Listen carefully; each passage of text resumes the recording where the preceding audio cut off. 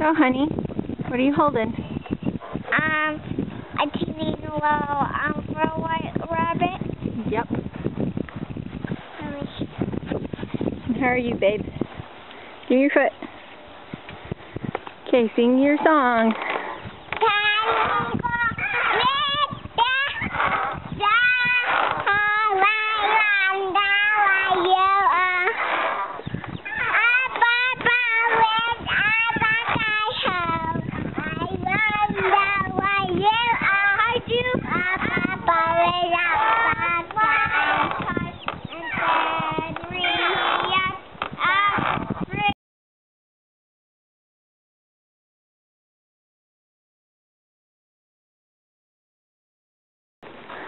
This is our little mama that just had babies.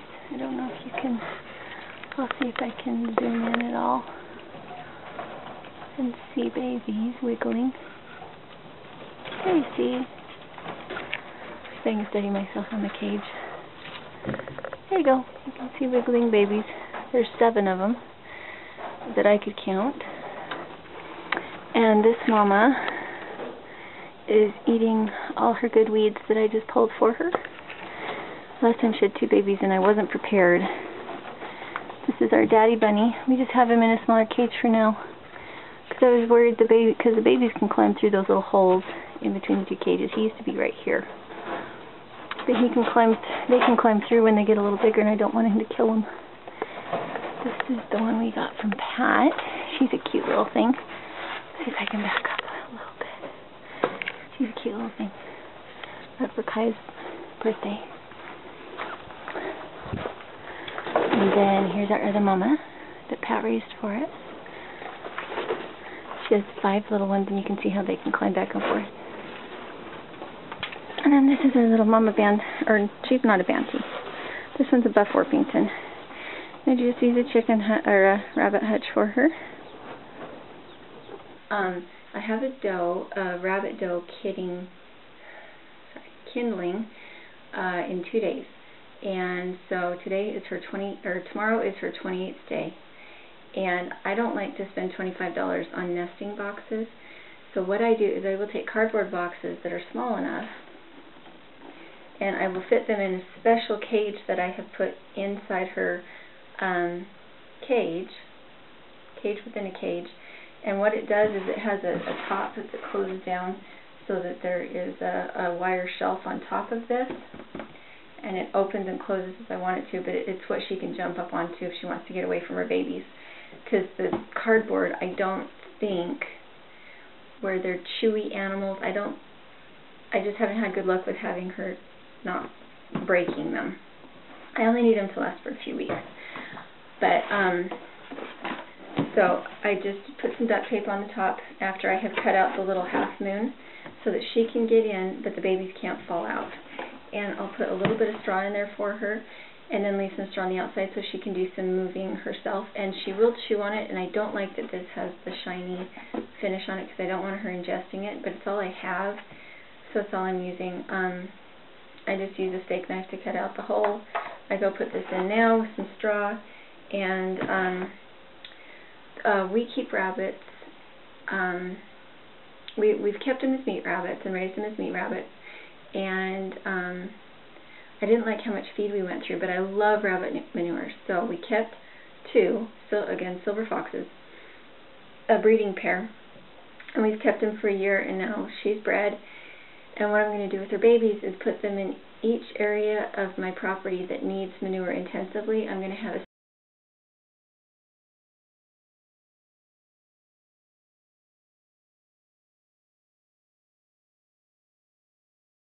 side of winter feed since we're going into winter. We have 1.5 acres here, and about 3/4 of that is pasture. So in the summer and spring, all of the animals, the goats, the chickens, the rabbits, geese, the sheep, all of them are on pasture during that time. Once we get into about October, that's when we start to bring feed in. This year, I did some research last year trying to find different ways to feed rabbits, and it turned out that in France there was a farmer And I don't know if this was like real, but there was a movie made about it, about the farmer that raised rabbits on summer squash. So this year we thought, well, let's try some different food. And we started out with apples, just apple cores, because my understanding was that you can give rabbits too much sugar and it'll make them sick and they'll get diarrhea, that kind of thing. So we tried just apple cores and they did fine with that, so we tried cut apples in half and gave them to them. And when they did fine with that, we tried carrots, and then I thought, well, we'll put in some squash. So we put in some really small little pumpkins because I didn't want them to rot in the time that it took for the rabbits to eat them. And they've done wonderful with them. They do prefer pumpkins over like, what would it be called? Butternut, I think is what it is. Their favorite does seem to be the little sugar, the sugar pumpkins, the ones that are meant just for pies. Well, why would you not give them hay? As long as it's high quality, they'll eat it. For the rabbits, I give it to them as much for roughage as anything.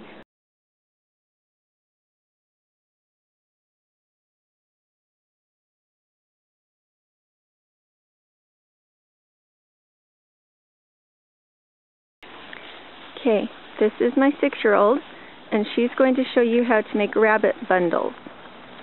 She'll go to all the, we grow our front yard for forage. We don't have a lawn.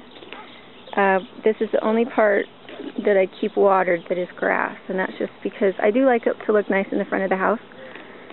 So it looks more like a little meadow. Honey, I need you to come show the camera how you pull up the weeds. So pull up some weeds that are close to Mom so that I can show it. So the girls were making little bouquets for me out of flowers, and they were lovely. And then I thought, wow, that looks like something a rabbit would eat. So we started asking the girls when they go out and feed the animals in the morning to make bunny bundles. Okay, go ahead and show me how you wind it up, honey. Okay. I'll get a piece of grass. Okay. Make sure it's a long enough piece of grass. Was that one long enough? I don't think that one was long enough. Here's a long one. Thank you. Okay, I'm going to come zoom in and have you show me. So they used the piece of grass to make this little bouquet. And that way when they put it in for the bunnies, it doesn't fall around all over the cage. And you can kind of get a pretty good idea of how much they got. So each of the bunnies get 2 of these bundles a day. They're pretty little things. Did you get it? Okay, hold it up and show me. It's a bunny bundle. And it holds together pretty well. It has this little tie around it, and like I could drop it and it would stay together. She could pick it back up, honey. Just to show that it is actually a little bundle. Before I forgot about it, these are packer pellets. What it is a big cube of dehydrated alfalfa. And the reason I get this is because sometimes I have rabbits that will dig through their food and it will fall through the bottom of the cage. These are the regular pellets that you get for rabbits that have everything in them that they need. They're fortified. They have grain in them. A lot of times they have lactobacillus in them. Now these don't have any of that. All they have is alfalfa.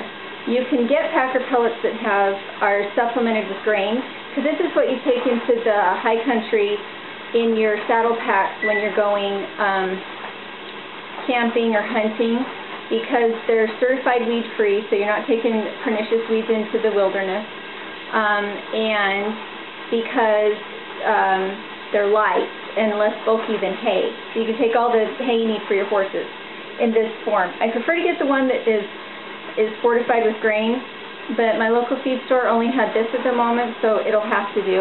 So I have a doe who keeps scooping out all her food. It doesn't matter how little I give her. I can give her a quarter cup and she's scooping it out. That's because this is bindweed, which if you have mulch, you have bindweed.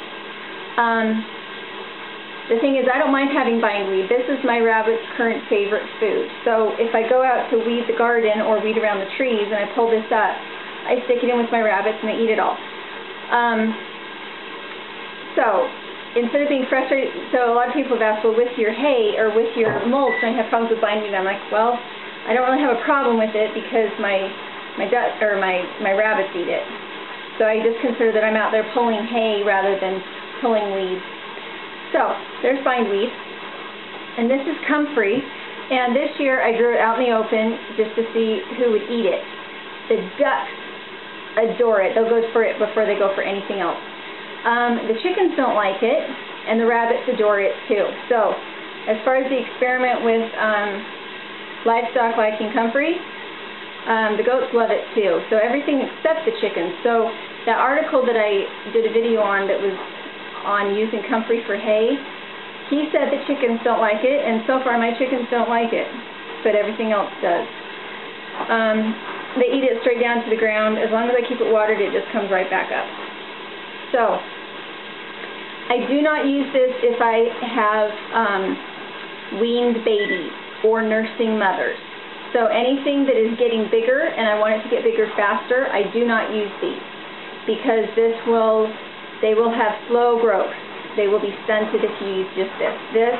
The little pellets are designed to help them to be at the peak of health. That being said, if they're not nursing, this seems like a pretty good bet to me, because I don't need them to be growing, and I'm not just giving them this, I'm giving them everything else that I'm gleaning. But I have had bad results with this. If I have a nursing mom or a pregnant doe or babies that are just coming up. Anything that you want to be gaining weight or that's under strain from some other biological process, don't give them these. Or give them one of these to chew on in their pen. They'll just sit and gnaw on it. It doesn't matter how irritated they get with it, they can't push it through the cage. But if you need them to be growing fast, give them access to these. This is one of my fodder pumpkins. When they get down to really cheap, or you can find them for free, this is what I do. I'm going to cut this in half and give one of the halves to my goats, and then I'm going to take one of these quarters and cut it again, give each rabbit some, and then some to the chickens. This pumpkin half will go to the big mama goats. It's easier for them to eat if it's in a bowl. It helps them somehow. Their jaws are different than ours, so it's easier for them if it's big and intact. This goes to the baby goats. This will go to the chickens, and each one of these will go to the rabbits. And I don't give anything to the rabbits if it's moldy. Actually, I do the same thing for the goats too. So they can eat the seeds, they can eat the innards, they can eat the rind. Nothing here is going to hurt them, and it's a good treat for them. They really enjoy it. And if you have nursing rabbits, it's really helpful because they get a little bit more water from food like this. Okay, so for breakfast, the bunnies have had pigweed and bindweed, and then this is their tree that they live under. And every morning I come out and I pick a fruiting bud, which would be the branches with the gnarled effect, like this, kind of bumpy and ribby. Those are their fruiting spurs. So I feed them a sprig of fruiting spurs, so they get apples and leaves and bark to chew on, and I love this crabapple tree. It has grown out and over them extensively this year, and it really gives them amazing shade, so I don't have to worry about whether or not they're okay. I like to cook them if I'm kind of short on time. I like to fry them. The other way we like it is called Giovanni's rabbit, which is really good. It's seasoned with wine and garlic and rosemary. It's a very French recipe, but it takes 2 hours to cook it, and you have to turn it every 15 minutes. It's kind of labor intensive. So here is my recipe, and it's just a basic fried whatever recipe. So we'll see if we can do this and have you actually see it. This is canola oil. You can do it in tallow or lard as well. and I would prefer to do that, but with tallow and lard, when they cool, they solidify. So it's easier just to keep the tallow or lard in the pan than it is to put it in and out. So it's, if you have an extra pan, that's the way to do tallow or lard. And then my package of rabbit. And then because I can't eat wheat, I have a gluten-free flour mix. This one's made out of beans. And I don't really like to use this kind of thing because it hasn't been sprouted. It's still not really good for you. But the meat to grain ratio is so high that I look at it as kind of as a seasoning. So I take some goat's milk and 1 egg, make it like that. It doesn't have to be perfect. All it's doing is you're going to use it to stick the bean flour to the rabbit. And then here's your flour mix. So this has about half a cup of cornmeal in it, and then it has the gluten-free flour, any kind. It shouldn't be like pancake mix though, because pancake mix is kind of sweet. And then pepper and some kind of salt. We use seasoned salt. And then I turn this up to just about medium high. You don't want the oil to be quite smoking. You want it to sizzle every time it goes in, but you don't want it to burn. So, and you want something with a lid. Once you have your chicken in, you're going to cant your lid so that you have airspace here. Otherwise, your chicken will get soggy. You want it to still be able to get rid of moisture. And you want to keep the heat low enough that it doesn't start to really brown. You want it to turn gold, not brown. And it usually takes about 12 minutes per piece. And it does cook pretty good. The only thing you have to really remember is this needs to be thoroughly thawed. It cannot be partially frozen still. And it tastes really good, and hope you guys get a chance to make it too.